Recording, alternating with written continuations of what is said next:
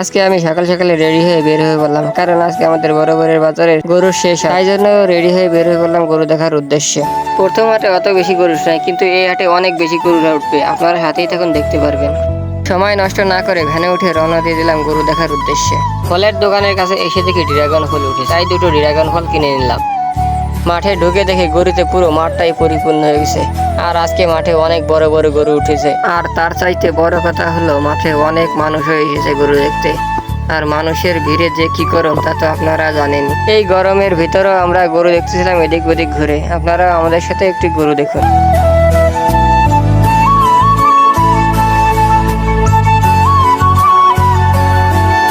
এই গরুটা হচ্ছে আমাদের বাজারের আজকের সেরা গরু, যেটার দাম গরুর মালিক বলেছে 5 লাখ টাকা, আর অনেকে বলেছে 3 লাখ 3.5 লাখ টাকার মতন দাম হাঁকিয়েছে।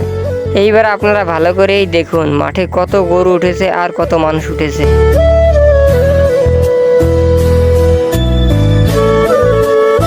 গরু দেখা শেষ করে আমি আর আমার কাকু হালিম খেলাম।